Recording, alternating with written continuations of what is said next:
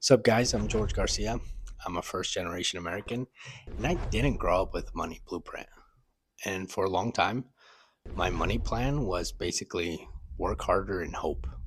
So today, we're going to go in depth on the 8 step passive income process. For many of us, the journey to wealth isn't about luxury or to flex, it's about a radical shift in our family's story. Let's look at the first non negotiable step to securing your foundation.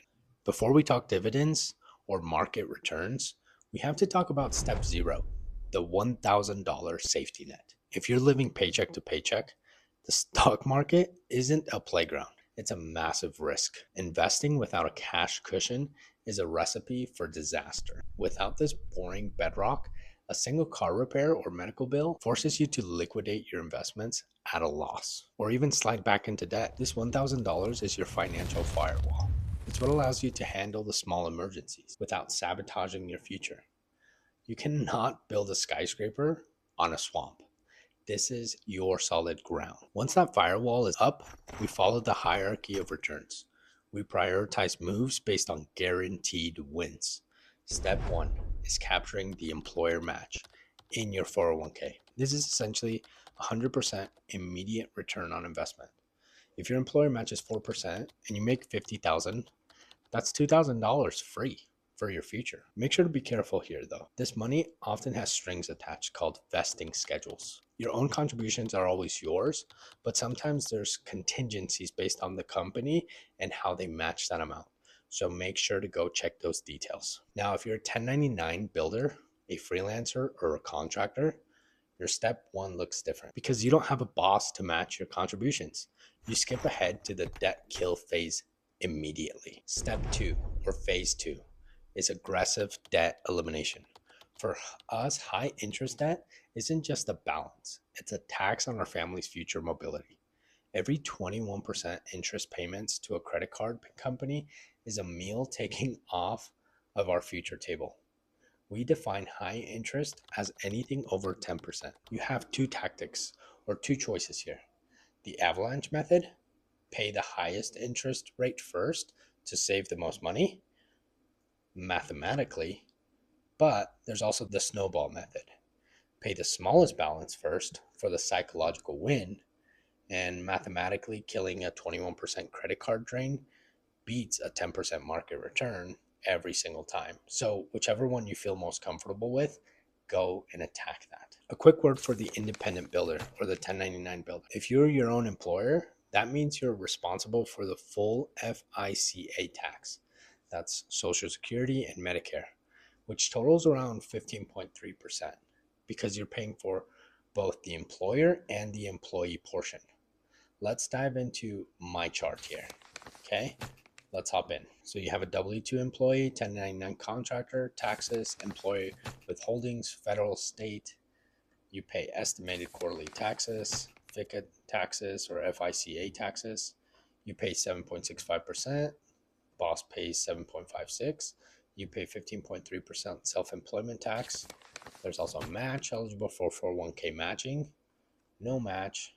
Must self-fund retirement if you're obviously independent. And then boss sets hours and locations for a W-2. 1099, you set your hours and you have the deliverables. Falling to a plan for that tax bill sabotages your passive income. This is why a 1099 builder needs even more discipline than a W-2 worker. Once the foundation is solid and the debt is dead and you paid it off, we move to the engine portion, the boring wealth.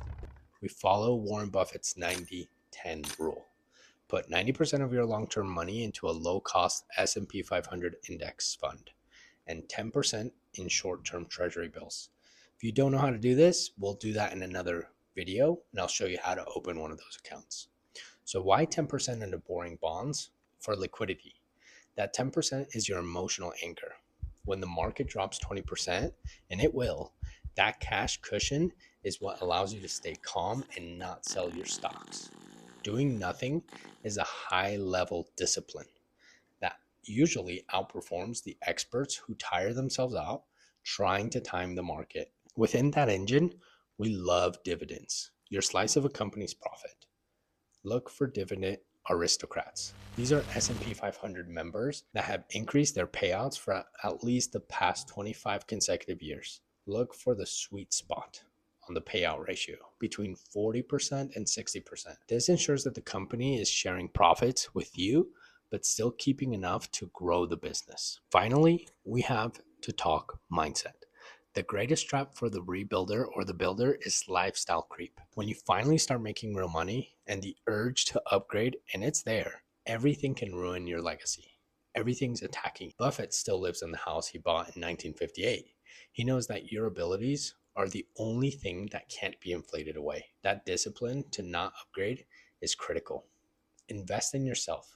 Skills and certifications that increase your income floor, then let time do the heavy lifting. If you put $500 a month into an index fund for 30 years, you could end up with like $600,000, even though you only contributed $180,000.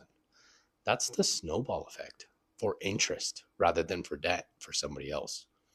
Consistency always beats intensity. You are becoming the money person, the one who changes your family's story through steady, calculated wins. So you got to maintain $1,000.